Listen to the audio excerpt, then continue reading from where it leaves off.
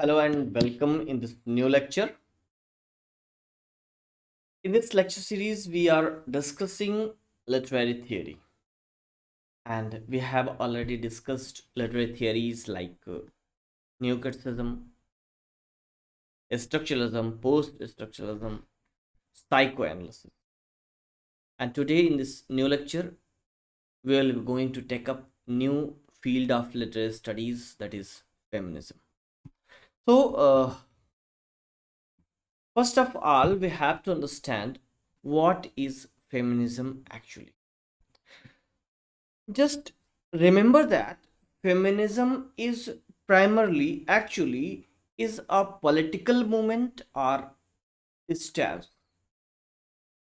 because this is a movement. It was originally originated from a women movement, women protest for rights. That's why this is a political movement, political thing. तो basically इसका primary relation जो है वो literature से नहीं है, literary theory basically नहीं है। ये एक पॉलिटिकल मूवमेंट है और उसी पॉलिटिकल मूवमेंट की जो आइडियाज़ हैं, उसके जो जो है डेवलपमेंट्स हैं, उन्हीं को इसमें डेवलप करके लिटरेरी थियरी में यूज़ किया गया। उसी को जो है यूज़ करके लिटरेरी फील्ड में लिटरेरी टेक्स्ट को एनालिसिस किया गया। सो प्राइमरली क्या है ये? This is primarily a political movement, and thereafter second thing is here, that is it was later developed into literary field and used to analyze literary text. So remember this point. This can be asked if नहीं पूछा जाता है फिर भी ये आपकी जानकारी के लिए बहुत इंपॉर्टेंट चीज। Second thing is that a theory that focuses on gender as subject of analysis. यहाँ पर आपको ध्यान रखना है कि female feminism, feminist is related to gender studies. Okay, यहाँ फेमिनिज्म में जो फोकस सब्जेक्ट होता है, जिसकी स्टडी और एनालिसिस होती है, वो एक्चुअली में क्या है? वो जेंडर एनालिसिस है। जेंडर में यहाँ पर फोकस किस पे है? फीमेल पर फोकस है, और फीमेल के जो अधिकार हैं, उनके जो राइट्स हैं, उनकी बात मेल के कंपैरिजन में की जाती है। और यहाँ पर एक बात आप देखेंगे, कंटिन्यूअसली आपको एक वर्ड यूज मिलेगा, that is patriarchy. Patriarchy especially is the word used for the rights and to denote male interventions to female। ठीक है, जो मेल इंटरवेंशंस हैं फीमेल के लिए, उसी को एक तरीके से पैट्रियार्की के रूप में यहाँ पर प्रेजेंट किया जाता है। तो पैट्रियार्की और वीमेन राइट्स की बात करते हैं, वीमेन के रिप्रेजेंटेशन की बात करते हैं। ठीक है, और ये एक प्लेटफॉर्म है to demand equal rights and equality and justice. ठीक है, एक तो इक्वलिटी की डिमांड करते हैं, दूसरे जो फीमेल हैं, वेमेन हैं, यहाँ पर राइट्स की, अपनी जो राइट्स हैं उसकी डिमांड करते हैं, and thirdly they demand justice. Okay, so remember that point here, the role of female like daughter and mother are not natural but social. यहाँ इनका जो बेसिक नोशन है, बेसिक फार्मूला है जिस पर ये बेस्ड है, यहाँ इनका कहने का सेंस है, मानने का सेंस है। जिस फार्मूला से, जिस बात से, जिस गंभीर विचार से ये चीज़ निकली है फेमिनिज्म, वहाँ पर बेसिक थॉट ये है कि जो फीमेल का डेजिग्नेटेड रोल है इन द सोसाइटी, वो एक्चुअली नेचुरल रोल नहीं है, वो सोशल है। मींस आप ये समझिए कि नेचर ने सिर्फ और सिर्फ इतना जो है डिसाइड किया that female are to give birth to of child. ठीक है, फीमेल को चाइल्ड बर्थ के लिए नेचर ने डिनोट किया है। बाकी के सारे जितने के जितने रोल यहाँ पर असाइन किए जाते हैं, उसकी फेमिनिटी का रोल, उसका मदर का रोल, उसका सिस्टर का रोल, उसका प्रोस्टिट्यूट का रोल, उसका अदर तमाम सारे रोल्स हैं इन सोसाइटी, वो सारे के सारे रोल्स कैसे हैं? वो सोशल हैं, और उन्हीं की डिमांड की बात की जा रही है। उसके लिए कह रहे हैं कि भाई ये सोशल रोल्स हैं ये नेचुरल नहीं है, और नेचुरल नहीं है इसलिए यहाँ पर ज़रूरत इस बात की है कि भाई इनके राइट्स इन्हें दे दिए जाएं, क्योंकि आप सोशली कंस्ट्रक्ट कर रहे हो, और सोशली कंस्ट्रक्ट कौन कर रहा है, मेल कर रहा है। और सोसाइटी को जनरली क्या कहा जा रहा है, पैट्रियार्कल सोसाइटी। ठीक है, पैट्रियार्की वर्क करती है, मीन्स कि समाज के जो भी ताने बाने हैं, जो भी डिसीजंस हैं, जो भी रूल्स रेगुलेशंस हैं, वो सारा का सारा किसके हाथों में है, मेल के हाथ में है। तो वहां से इसका जो एक आइडिया डेवलप होता है। आगे देखेंगे, female are trained by our society to be feminine. अगली बात जो हो रही है दैट इज फीमेल के साथ एक वर्ड जुड़ जाता है that is feminine, that feminine is weak, tender. ठीक है, तो यहाँ पर कहने का सेंस इनका ये है कि जो लेडीज है, जो विमेन है, जो फीमेल है, वो कैसी है, वीक है, टेंडर है, फेमिनाइन है। ठीक है, वो मेल की तुलना में कम स्ट्रांग है, इतनी स्ट्रांग नहीं है जितना कि एक मेल, ऐसी एक मान्यता समाज की बनी हुई है। तो यहाँ इस बात को ये रिजेक्ट करते हैं और कहते हैं कि जो फेमिनिटी है, ठीक है, जो वीकनेस है, डेलिकेटनेस है of women, of female, is actually socially construct. Actually, by birth, after the birth, female are treated in that manner and they are trained to be feminine, to be weak.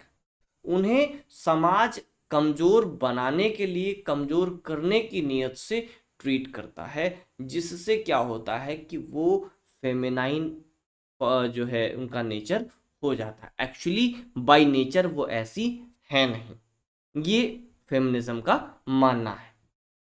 तो यहां देखेंगे एक definition जो हमने आपको coat की है, that is कहां से है, ये एक बुक है, feminist practice and post structuralist theory.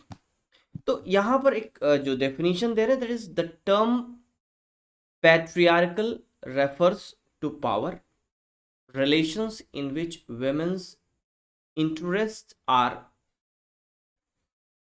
subordinated to the interests of men. These power relations, like many forms from the sexual division of labor and social organization of procreation to the internalized norms of femininity by which we live. In patriarchal discourse, the nature and social role of women are defined in relation to a norm which is male. अब यहाँ पर जो feminism की definition है वो basically patriarchy के base पर, patriarchy के रेफरेंस पर दी गई है। तो क्या रहे हैं कि द टर्म पैट्रियार्कल, पहले आपको बता दिया पैट्रियार्कल है क्या, किसको रेफर करता है, refers to power relation in which women interest are subordinated to the interest of men. ठीक है, मेन की अपेक्षा जो विमेन है उनको सबऑर्डिनेट करता है। ठीक है, दूसरा आगे बात क्या करें, these power relations take many forms, और ये जो पावर रिलेशन है वो कई सारे फॉर्म्स में दिखाई पड़ता है, कई सारे फॉर्म्स का रूप लेता है। ठीक है, from the sexual division of labour and the social organization of procreation to the internalized norms of femininity by which we live. कहां कहां दिखता है, from sexual division of labour, पहला लेबर के डिवीजन में क्या वर्क फीमेल कर सकती हैं, क्या वर्क मेल कर सकते हैं। आपको एक लाइन याद होगी, जब हमने टेनिशन पढ़ाया था वहां पर प्रिंसेस की एक लाइन हमने आपको, बहुत फेमस लाइन है, कोट करवाई थी, that is he for sword she for needle. ठीक ना, मतलब वहां पर जो है एक बहुत फेमस कोट में टेनिशन कहते हैं कि जो मैन है वो सोर्ड के लिए बना है, जो विमेन है वो डेलिकेट है, वो नीडल के लिए बनी है। ठीक है, और फिर आगे उसी में कहते हैं that is man for outside work and female for house hold work. तो ये जो डिवीजन है वो एक्चुअली एक सोशल डिवीजन है किस चीज का, लेबर का। और दूसरा क्या कह रहे हैं, the social organisation of procreation to the internalise norms of femininity. जो फेमिनिटी के इंटरनलाइज नॉर्म्स हैं जिसमें हम रह रहे हैं, जिसको हम फॉलो कर रहे हैं, वो सारा का सारा ऑर्गेनाइजेशन जो प्रोक्रिएशन का है।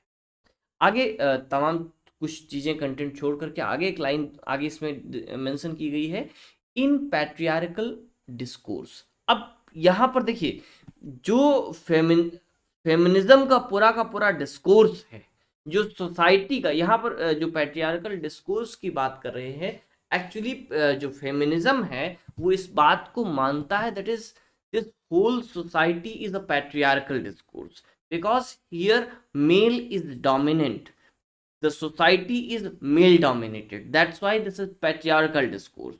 So in patriarchal discourse, the nature and social role of women are defined in relation to a norm which is male.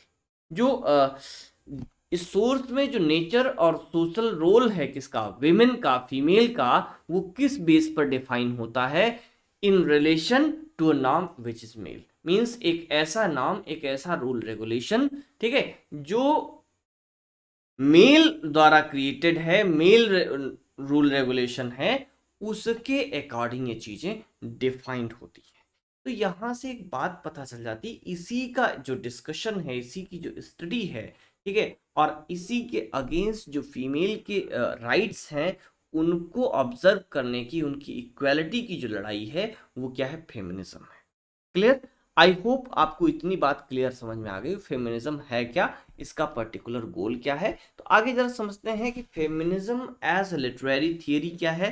Then feminism as a literary theory और as a cultural theory draws to link between two things. ठीक है, इसका जब हम लोग feminism को as literary theory बात करते हैं या एज कल्चरल थियरी बात करते हैं, तब हम यहाँ पाते हैं कि ये जो है दो चीजों के बीच में एक लिंक बनाती है।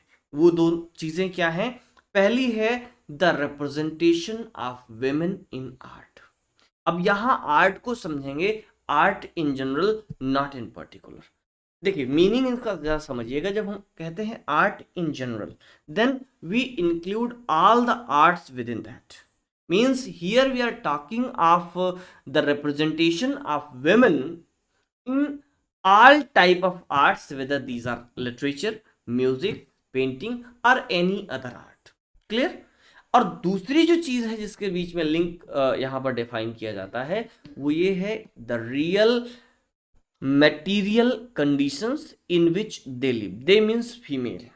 ठीक है, तो एक वो डिस्कोर्स, एक वो चीजें आर्ट में जहां पर फीमेल का रिप्रेजेंटेशन है, दूसरा वो चीजें जहां पर जिस कंडीशन में ये एक्चुअली रियल कंडीशन में, जिस कंडीशन में ये लिव कर रही हैं, रह रही हैं, इन दोनों के बीच के एक लिंक को क्या कहते हैं, फेमिनिस्ट लिटरेरी थियरी कहते हैं, या फिर फेमिनिस्ट कल्चरल थियरी कहते हैं।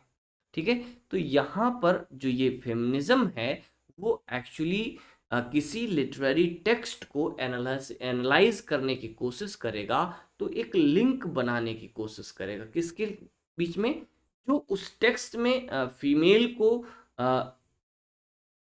विमेन को रिप्रेजेंट किया जा रहा है उस वर्क ऑफ आर्ट में, और उससे किसको हम कोरिलेट करेंगे, वो रियल वर्ड, वो रियल कंडीशन, जिस रियल वर्ड और रियल कंडीशन में वो लिव कर रही हैं, वो रह रही हैं, सरवाइव कर। ठीक है, आगे बढ़ते हैं तो समझते हैं फेमिनिज्म वर्सेस फेमिनिस्ट थियरी। इसी चीज को हम आगे डेवलप करते हैं। तो यहाँ दो पॉइंट समझिएगा कि फेमिनिज्म इज अ स्टैंस और अ पॉलिटिकल पोजीशन। ठीक है भाई, हमारा अपना स्टैंड है, suppose that, then this is a political position, political stand. ठीक है, तो फेमिनिज्म एक्चुअली में क्या है, वो एक पॉलिटिकल स्टैंड है, एक पॉलिटिकल पोजीशन है। ठीक है, और स्टैंस, स्टैंस का मीनिंग होता है कि किसी व्यक्तिगत पर्टिकुलर पर्सन का व्यक्तिगत विचार या विचारधारा, या फिर किसी विशेष समूह की विचारधारा। ठीक है, तो ये एक सामाजिक विचारधारा है, एक समूह विशेष की विचारधारा है, या फिर इसको हम पॉलिटिकल पोजीशन कह सकते हैं, जिसके बेस पर they are demanding equal rights, equality and justice. So next thing is that feminist theory क्या है, वो तो हमने फेमिनिज्म समझ लिया। फेमिनिस्ट थियरी क्या है? Feminist theory is the philosophical and analytical approach. वहां पर हम कह रहे थे एक पॉलिटिकल पोजीशन है, लेकिन जब हम थियरी की बात करेंगे फेमिनिस्ट थियरी, तो ये क्या है? एक फिलोसफिकल एंड एनालिटिकल अप्रोच है। और इस अप्रोच का हम यूज कहाँ करते हैं? That implies this political position. ये जो पॉलिटिकल पोजीशन फेमिनिज्म की हम लोगों ने समझी, उस पॉलिटिकल पोजीशन को अप्लाई करता है, यूज करता है। टू रीड, टू रीड यहाँ जरा से देखिएगा, ये जो रीड है वो 2 बार लिख गया है। टू रीड काट दीजिए, ठीक है। To read cultural practice like art और लिटरेचर, ठीक है। तो यहाँ पर जो कल्चरल प्रैक्टिस है, किसमें? आर्ट में या लिटरेचर में? अगर हम सिंपली आर्ट भी कह दें तो इन जनरल लिटरेचर उसमें इंक्लूड हो जाएगा। अगर हमने लिटरेचर को अलग कर लिया है तो literature and all other forms of art, उनमें हम किसी टेक्स्ट को, किसी वर्क ऑफ आर्ट को एनालाइज करने के लिए जिस अप्रोच से इस फेमिनिज्म को जो फेमिनिज्म का पॉलिटिकल पोजीशन है, उस नॉर्म्स को यूज करते हैं और उसके बेस पर किसी वर्क ऑफ आर्ट को, किसी लिटरेरी टेक्स्ट को एनालाइज करते हैं, then this approach becomes feminist theory. I hope आपको बातें क्लियर हो गई होंगी। अच्छा, एक बात जरा हमें आपसे पूछनी थी, आप कमेंट करके बता दीजिएगा कि देखिए, हम अभी तक पहले जो आपको पढ़ा रहे थे उसमें हम चीज़ों को समझाने के साथ साथ लिख रहे थे, ठीक है। लेकिन अभी हमने क्या किया पिछले 4-6 लेक्चर्स से, 2-3-4 लेक्चर्स से, कि चीज़ों को पहले लिख दिया है, उसके बाद आपको एक्सप्लेन करते जा रहे हैं। इसलिए हमें 2 बातें फील होती हैं। एक तो टाइम जो है कम लगता है, वीडियो छोटा बनता है, और दूसरा चीज़ों को हम एक्सप्लेन ज़्यादा कर पाते हैं अपेक्षा की लिखने में जब टाइम ज़्यादा लग जाता था, उसका एक्सप्लेनेशन आई थिंक कम हो पाता था। तो आप ज़रा सा बताइएगा कि पहले वाला तरीका सही था जो हम साथ में लिखते थे, ठीक है, या फिर ये तरीका सही है कि हमने पहले लिख दिया है। आप इसको चाहे वीडियो पॉज करके लिख सकते हैं या लेक्चर देख सकते हैं, बाद में आपको अभी पीडीएफ मिल जाएगा, तब आप कर सकते हैं, ठीक है। देखिए, अभी आपका जो साइको एनालिसिस तक का कंप्लीट हुआ है, वहाँ तक का हम एक पीडीएफ प्रोवाइड कर देंगे। अब फेमिनिज्म से आगे का पीडीएफ आपको आगे मिल जाएगा। तो चाहे जैसे कर लें, आप नोट्स बनाते हैं, देन आप स्टॉप करके नोट्स लिख भी सकते हैं, फिर समझ सकते हैं। तो कौन सा अप्रोच, कौन सा तरीका हमारा पढ़ाने वाला बेटर है, उसको एक बार ज़रा बताइएगा। अगर ये सही है तो हम इसको कंटिन्यू करेंगे, अगर ये सही नहीं है तो हम लोग वापस से उसी तरीके पर लौट जाएंगे जहां हम आपको पढ़ाने के साथ साथ चीज़ें लिखते जाते हैं। आगे बढ़ते हैं। नेक्स्ट जो हम लोगों को समझना है वो है, समझना है फेमिनिज्म अकॉर्डिंग टू टॉरेल मॉई। देखिए, टॉरेल मॉई ने एक यहाँ वहाँ की हमने एक डेफिनेशन कोट की है, तो डेफिनेशन समझनी है आपको। उनके अकॉर्डिंग क्या डेफिनेशन हो रही है, उनका एक बहुत फेमस वर्क आपको पढ़ने को मिलेगा, ठीक है, the second sex, sorry, sexual politics, not second sex जो है सिमन डे बोआ का है, ठीक। देन नेक्स्ट हमको ये समझनी है डेफिनेशन, मीन्स टॉरल मॉई के अकॉर्डिंग क्या डेफिनेशन है फेमिनिज्म की। तो इसको जरा समझिएगा। यहाँ कह रहे हैं कि feminist criticism is a specific kind of political discourse, a critical and theoretical practice committed to the struggle against patriarchy and sexism। देखिए, उस डेफिनेशन में भी पैट्रियार्की नहीं छूट रही थी, यहाँ टॉरेल मोई के डेफिनेशन में भी पैट्रियार्की नहीं छूट रही, ठीक है। जरा सा समझिए, ये क्या करें कि फेमिनिस्ट क्रिटिसिज्म क्या है? ये एक specific kind of political discourse है। पहली चीज इन्होंने क्या कहा? She called feminist criticism a political discourse, ठीक है। तो आपसे पूछ ले कोई कि according to Toril Moi feminist criticism is, और ऑप्शन में आपको पॉलिटिकल डिस्कोर्स दे दे, देन आपको आंसर लगाना है पॉलिटिकल डिस्कोर्स। तो फेमिनिस्ट क्रिटिसिज्म क्या है? पॉलिटिकल डिस्कोर्स है। और पॉलिटिकल डिस्कोर्स में भी कैसा पॉलिटिकल डिस्कोर्स है? A specific kind of political discourse, जो किसी पर्टिकुलर आइडिया, पर्टिकुलर चीज पर फोकस कर रहा है। ठीक है। एंड थ्योरेटिकल प्रैक्टिस, साथ में साथ क्या है ये एक क्रिटिकल एंड थ्योरेटिकल प्रैक्टिस भी है, जो किस चीज को कमिट करती है? Committed to struggle against patriarchy and sexism. देखिए, ध्यान दीजिएगा, अगेंस्ट पैट्रियार्की एंड सेक्सिज्म। जो सेक्सिज्म है, जो मेल फीमेल कॉन्फ्लिक्ट है, और जो पैट्रियार्की है, मेल डोमिनेटेड सोसाइटी है, उसके अगेंस्ट एक स्ट्रगल है। ठीक है, उस स्ट्रगल को समझने की एक थियरी है, ठीक, थियोरेटिकल प्रैक्टिस है। क्लियर? तो ये चीज क्या है अकॉर्डिंग टू टोरेल मोई। नेक्स्ट समझते हैं, यहाँ पर वेव्स ऑफ फेमिनिज्म की बात की जाती है। तो ये जो डिफरेंट वेव्स ऑफ फेमिनिज्म है, उसको जो है हम लोग समझने की कोशिश करते हैं। ये 3 वेव्स क्या हैं, इनका टाइम पीरियड क्या है, और ये किस तरह से जो है इसमें क्या चीज़ें आती हैं, कहाँ से आती हैं, किस पर फोकस है इनका, ब्रीफ में समझेंगे। देखिए, फर्स्ट वेव की बात करते हैं ना। फर्स्ट वेव बिगिन समटाइम 1830 और एंड कब मानी जाती है? 1920 में इसका एंड माना जाता है। अच्छा, एक चीज ध्यान में रखिएगा, यहाँ हम फर्स्ट वेव की बात जरूर कर रहे हैं 1830 से, बट इट वॉज, ऐसा नहीं कह सकते कि इसके पहले फेमिनिज्म नहीं था। आप अभी पाएंगे कि जो मेरी वॉल्स्टनक्राफ्ट की एडवोकेसी फॉर वुमेन्स एजुकेशन है, वो 1830 के पहले की है। ठीक है, 19th सेंचुरी से पहले की है। आगे समझते हैं। तो जो फर्स्ट वेव जिसको हम लोग कहते हैं, वो है 1830 टू 1920। इसकी जो बिगिनिंग होती है वो सफरगेट मूवमेंट से होती है, और दूसरा जो इसका ओरिजिन पॉइंट है वो सिविल राइट्स मूवमेंट है। बेसिकली यहाँ पर ये जो चीज़ें थी, वोटिंग राइट्स वगैरह को लेकर के एक मूवमेंट स्टार्ट हुआ था, फीमेल राइट्स को इक्वल राइट्स। आपको अच्छे से पता है कि जो वोटिंग राइट्स हैं इंग्लैंड में, वो पहले केवल मेल के पास था। उसमें भी जो मेल किस क्लास के थे? एरिस्टोक्रेटिक क्लास के थे, अपर क्लास के थे। ठीक है, बाद में ये जो है सभी को मिला। फिर जो है वीमेन ने इसके लिए प्रोटेस्ट किया। देयर आफ्टर इनको पहले जो है केवल अपर क्लास वीमेन को मिला, देयर आफ्टर सभी को मिल गया। ठीक है, तो ये सिंपल सा कॉन्सेप्ट है। उस मूवमेंट से यहाँ चीज़ें बिगिन हुई थी। तो जो फर्स्ट वेव ऑफ फेमिनिज्म आता है, वो 2 मूवमेंट से आता है। एक मूवमेंट है सफरगेट मूवमेंट, और दूसरा है सिविल राइट्स मूवमेंट। अच्छा, यहाँ पर एक चीज़ और आपको समझना है कि अभी देखिए, हम लोग आगे अप्रोच की भी बात करें, तो फर्स्ट अप्रोच की बात करें, फर्स्ट फेज की बात करें, या फर्स्ट वेव की बात करें, दोनों ही एक सिद्धांत पर हैं, that is request. Means here in the first wave feminism, they are requesting for their rights. They are saying that we must have equal rights. ठीक है, कि हमें निश्चित रूप से इक्वल राइट्स होने चाहिए, इसलिए यहाँ पर वो रिक्वेस्ट करती, यहाँ पर एक कोई प्रेशर नहीं देती।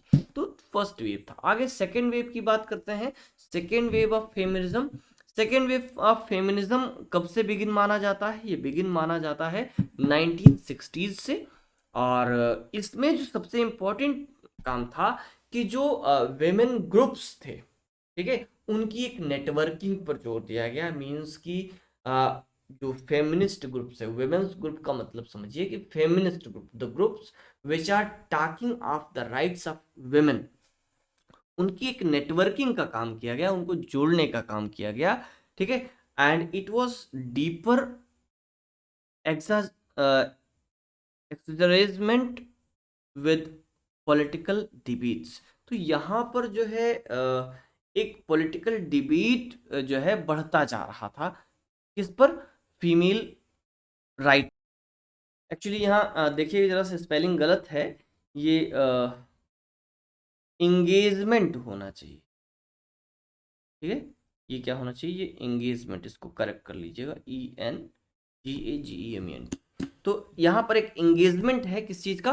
पॉलिटिकल डिबेट्स में। ठीक, तो ये दो चीज़ों पर बात की गई, एक तो सबसे पहले नेटवर्किंग का काम किया गया, जो वुमेन राइट ग्रुप्स थे उनको जोड़ने का काम किया गया। दूसरा, इस पर खूब सारे पॉलिटिकल डिबेट्स हुए, बहुत सारी इस पर चर्चाएं हुई सेकेंड वेव पर। अब यहाँ पर एक चीज़ ध्यान दीजिएगा, जो वहाँ रिक्वेस्ट था वो यहाँ डिमांड में बदल गया। मीन्स कि this is our rights, you must have to give me. क्योंकि जब डिबेट की बात आती है तो वहाँ डिमांड की बात भी आती है। ठीक है, हम अपना आर्ग्यूमेंट रख रहे हैं, हम अपना साइड प्रेजेंट करते हैं, दिस इज डिबेट। ठीक है, आगे थर्ड वेव की बात करते हैं। उसी थर्ड वेव को हम लोग कहते हैं पोस्ट फेमिनिज्म। ठीक है, थर्ड वेव और पोस्ट फेमिनिज्म, और इसका जो टाइम है वो है 1980s ऑनवर्ड्स। ठीक है, 1980s या उसके बाद। तो यहाँ पर तमाम नए प्रकार से जिस कोर्सेज निकल करके आते हैं, जैसे साइबर फेमिनिज्म है। साइबर फेमिनिज्म क्या है? साइबर फेमिनिज्म मतलब इंटरनेट की दुनिया में फीमेल का क्या रिप्रेजेंटेशन है। ठीक है, कैसे फीमेल को प्रेजेंट किया जा रहा है, उनके लिए क्या नॉर्म्स हैं, क्या तौर तरीके। ठीक है, दूसरा निकल करके आता है इको फेमिनिज्म। मीन्स कि एनवायरनमेंट और फीमेल का क्या रिलेशन है, इस पर एक स्टडी दो। इकोलॉजी और फेमिनिज्म दोनों को मिलाने का काम करते हैं। फिर and the emergence of the post colonial slant to feminist theory. और ये वो टाइम था जब पोस्ट कॉलोनियल थियरी को फेमिनिज्म के साथ मिलाया जाने लगा। इंडिया में दलित फेमिनिज्म की बात की जाने लगी। अफ्रीकन कंट्रीज में जो है ब्लैक फेमिनिज्म की बात की जाने लगी। तो इन सारी चीज़ों का जहाँ पर बातचीत आती है वो आ गई थर्ड वेव। ठीक है, थर्ड वेव ऑफ फेमिनिज्म, इसी को पोस्ट फेमिनिज्म कह लिया गया। अच्छा, यहाँ पर एक चीज़ ध्यान में रखिएगा कि जो ये अभी डिमांड था वो मतलब जोरदार जोर वाला डिमांड आ गया कि भाई तुम कैसे नहीं दोगे, हम ले लेंगे right, these are mine right. ठीक है, तो ये जो डेवलपमेंट है ये थर्ड वेव। आई होप ये भी आपको क्लियर होगा। आगे समझिएगा, इसकी स्टडी कहाँ से और कैसे डेवलप हुई ये भी आपको समझना है। तो proper study as discipline of study अगर समझा जाए विमेन स्टडीज की, तो उसकी जो बिगिनिंग है वो 1960s में यूएसए में होती है। ठीक है, तो अगर एज डिसिप्लिन ऑफ स्टडी जो है इसकी बिगिनिंग पूछी जाए तो आप कहेंगे 1960s में यूएसए में। और 1970s में इसको अडॉप्ट किया जाता है in the first world nations. First world nations का मतलब है कि यूरोपियन कंट्रीज। देखिए, यूरोपियन कंट्रीज को फर्स्ट वर्ल्ड नेशन कहते हैं, अमेरिका को सेकेंड वर्ल्ड कहते हैं, and African countries and colonised countries are consider as the third world, especially the Dalit type people, means neglected people. ठीक है, sometimes critics have used fourth word, ठीक है, means especially in India for Dalits।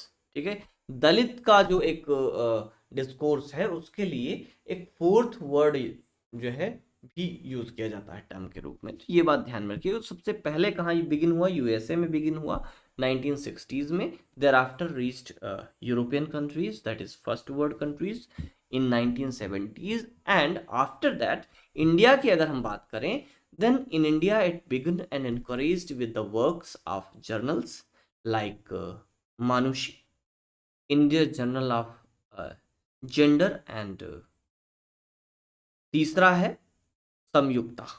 ये कुछ first journal थे जिनमें feminism की बातचीत की गई, फेमिनिज्म पर चर्चा की गई।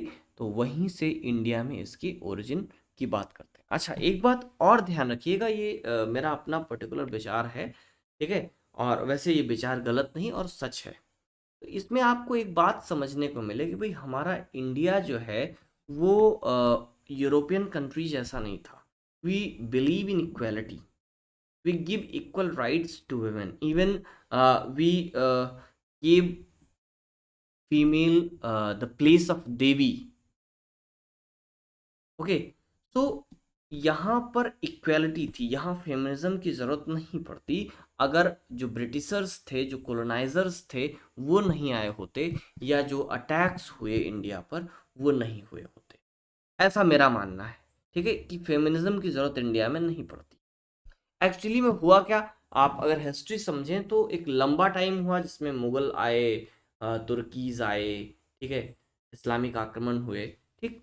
और उसमें जो है ये बार्बरस कम्युनिटी थी, जिसकी वजह से जो यहाँ की फीमेल्स थी उनका घर से निकलना बंद हुआ, धीरे धीरे उनकी एजुकेशन बंद हुई, उनके लिए पर्दा प्रथा शुरू हुआ। क्योंकि पर्दा प्रथा, आप ध्यान रखिए कि ये इस्लाम का एक कल्चर है पर्दा प्रथा, ठीक है, आज भी उनमें ये बहुत हाई है। और उसके बाद डच, पुर्तगाल और ब्रिटिशर्स आए, तो उन सब का एक इफेक्ट सीधा सीधा हुआ फीमेल पर। फीमेल, देखिए, कोई भी वार होता है उसका सीधा असर फीमेल पर पड़ता है, उनका शोषण सबसे ज़्यादा होता है और तमाम चीज़ें हुई। जबकि हम अपना जो एंशियंट हिस्ट्री है उसको अगर उठा करके देखने की कोशिश करें तो हमारे यहाँ पर फीमेल्स को इक्वल राइट्स हैं। उनको यज्ञोपवीत पहनने और यज्ञोपवीत संस्कार का अधिकार था, उनको यज्ञ कराने का अधिकार था, उनको जो है वेद पढ़ने का अधिकार था, कर्मकांड कराने का अधिकार था। बहुत सारे उदाहरण भी मिलते हैं, ठीक है, मैत्रेयी, गार्गी, ये तमाम विदुषी महिलाओं के एग्जाम्पल मिलते हैं। शंकराचार्य से जो है मैत्रेयी ने शास्त्रार्थ किया था, शास्त्रार्थ किया ही नहीं था, उनको हराया भी था शास्त्रार्थ में, ठीक ना। तो वहां पर अगर हम देखें तो इंडिया में फेमिनिज्म की जरूरत नहीं थी। India was a country that gives equal rights to women. जबकि ये ब्रिटिशर्स हमारे अगेंस्ट एक कहें कि साजिश, ठीक है, तो क्या कहते हैं भाई इंग्लिश में, जो भी कहते हैं, ठीक है, एक साजिश समझिए, ठीक। तो इस बात की है कि वो इंडिया को बैकवर्ड बताते हैं, जबकि ब्रिटिशर्स अपने आप में खुद बैकवर्ड थे। हाँ, इतनी सी बात थी कि हम उस समय टुकड़ों में बटे थे, ठीक है, और कोलोनाइज्ड कर लिए गए। और कोलोनाइज होने पर उस कोलोनाइजेशन जो हमारे माइंड में है, उस कोलोनाइज्ड कंडीशन से हम आज तक उबर नहीं पाए हैं। और आज भी हम इस बात को मानने पर बाध्य हैं कि the Britishers, the westerns are better than us.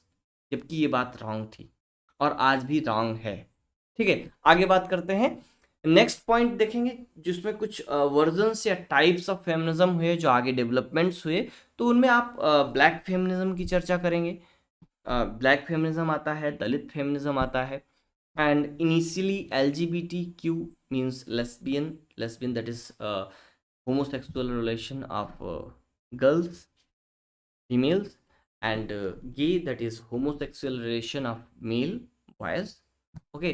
And B is bisexual, and T is transgender, means the persons who has transformed their change sexes from female to male or male to female. And thereafter queer theory. So this LGBTQ is actually initially was the part of this feminism, but later it was developed into a separate stream of study. And thereafter cyber feminism, eco feminism, modernist feminism, ये modernist spelling में T नहीं है, modernist feminism, गाइनोक्रिटिज्म। गाइनोक्रिटिज्म याद करिए, याद रखिएगा कि Elon Showalter का है, और ये बहुत ही इंपॉर्टेंट टर्म है, टर्म के बेस पर भी पूछा जाता है, फेमिनिज्म में भी इंपॉर्टेंट है, ठीक है। तो गाइनोक्रिटिज्म is developed by Ellen Swalter, and thereafter post-colonial feminism, third word feminism, and thereafter écriture feminine. Écriture feminine actually a notion developed by Julia Kristeva. तो ये तमाम फॉर्म्स ऑफ फेमिनिज्म हुए जिनकी चर्चा की गई अलग अलग टाइम पर, अलग अलग डेवलपमेंट्स हुए। तो इनके संबंध में भी कुछ क्वेश्चंस पूछे जा सकते हैं। आगे समझेंगे। नेक्स्ट है 3 फेजेस ऑफ फेमिनिज्म। तो 3 फेजेस ऑफ फेमिनिज्म, इसकी बात किसने की? एलन सोवाल्टर ने, ठीक है। एलन सोवाल्टर ने पहला फेज ऑफ बताया, जिसको कहा उन्होंने फेमिनाइन फेज, ठीक है। Feminine phase was actually the first phase that may be called first wave, that is from 1840 to 1880, ठीक है। And here women writers intended dominant male artistic norms, and aesthetic standards. Actually Elaine Showalter का कहना है कि जो feminine phase है, first phase है, यहाँ पर जो विमेन राइटर कुछ बहुत वैसे थी, बहुत कम जो थी, उन्होंने क्या किया, उन नॉर्म्स को फॉलो किया विच वर सेट बाय मेल राइटर्स। ठीक है, मीन्स ये वो टाइम था जब फीमेल राइटर्स का अपना कोई स्टैंड नहीं था, उनके अपने कोई नॉर्म्स नहीं थे। They were following all the artistic and aesthetic norms, aesthetic standards set by male writers. ठीक है, तो ये फर्स्ट फेज था। कब, टाइमिंग इसका क्या है, 1840 टू 1880। आगे दूसरा फेज देखेंगे, फेमिनिस्ट फेज जिसको कहा एलन सोवाल्टर ने, और इसका टाइम दिया फ्रॉम 1880 टू 1920। ये जो फेज है ये रेडिकल फेमिनिज्म का फेज है। एंड यहां इस फेज में क्या था, radical and often separatist positions are mentioned, sorry maintained. तो यहां पर क्या किया गया, एक रेडिकल फेमिनिज्म की बात की गई, एक सेपरेटिस्ट जो है पोजीशन था। Means here the female writers, the female authors started developing their own norms, their own standards. ठीक है, वो अपना खुद के स्टैंडर्ड, खुद के नॉर्म्स जो है यहाँ पर डेवलप करना स्टार्ट कर दिया है। ठीक है, आगे समझते हैं third phase that is known as female phase, and it was 1920 onwards. ठीक है, ये 1920 ऑनवर्ड्स में आता है। और पॉलिटिकल, ये जो है एक्चुअली पॉलिटिकली फीमेल राइटिंग है या फिर फीमेल एक्सपीरियंसेस है। सिंपली समझिए, पहले जो थोड़े से राइटर्स थे फीमेल, वो मेल नॉर्म्स को फॉलो करते थे। Thereafter in second phase they starting separating their norms from male, and thereafter in third phase, that is female phase, they are particularly female writing, they are sharing their female experiences in their own way, और यहीं आकर के they are talking of female language। ठीक है, and they are separating male language and female language। ठीक है, तो इन सारी चीज़ों की बात यहाँ पर होती है। तो आई होप इतनी चीज़ें आपको समझ में आ गई होंगी। अभी आगे हम लोग बात करने वाले हैं कुछ जो फेमिनिस्ट वर्क्स हैं। ठीक है, वो एक पूरी लिस्ट पर हम लोग चर्चा करेंगे। देयर आफ्टर आगे के जो कुछ कॉन्सेप्ट्स हैं, कुछ एक राइटर्स के विषय में थोड़ी बहुत चर्चाएं हम लोग करेंगे। सो नेक्स्ट लेक्चर में हम लोग मिलेंगे और वहाँ पर बात करेंगे आगे के कॉन्सेप्ट पर। आपको ये लेक्चर कैसा लगा, और आपका कोई क्वेश्चन है, सारी चीज़ें आप कमेंट में ज़रूर लिखिएगा और अपने विचार ज़रूर शेयर करिएगा। हम कंटिन्यूसली लेक्चर की क्वालिटी को डेवलप करने की कोशिश कर रहे हैं। अभी जैसे साउंड क्वालिटी में मुझे थोड़ा सा इम्प्रूवमेंट की ज़रूरत समझ में आई कि कम है साउंड क्वालिटी, तो उसके लिए हमने अभी एक कल ही नया माइक मंगाया है, जिससे मुझे लग रहा है कि साउंड क्वालिटी बेटर आ रही है, नॉइज़ कैंसलेशन वगैरह इसमें बहुत अच्छा है। तो ये एक बढ़िया माइक है, ये हम आपको दिखा भी सकते हैं। आई थिंक ये आपको दिख जाएगा। ठीक है, तो ये बेटर क्वालिटी का माइक है, मैं इसको यूज़ कर रहा हूँ अभी। मुझे लगता है कि शायद कैमरे में भी इम्प्रूवमेंट की ज़रूरत नहीं है, लेकिन मुझे ज़रूरत है। लेकिन अभी काम चल रहा है बिकॉज कि हम लोगों का जो कंटेंट है वो कैमरे पर नहीं होता है। कैमरे पर तो हम सिर्फ देखते हैं, वो थोड़ा टूटे फूटे भी दिखते रहेंगे तो चलता रहेगा। वैसे by the way, I am trying to find best solution for camera also, तो I am continuously improving it. आपके एक्सपीरियंसेस कैसे हैं, आपकी प्रिपरेशन कैसी है, और ये लेक्चर कैसा लगा आपको, कमेंट में ज़रूर लिखिएगा। Thank you for joining us.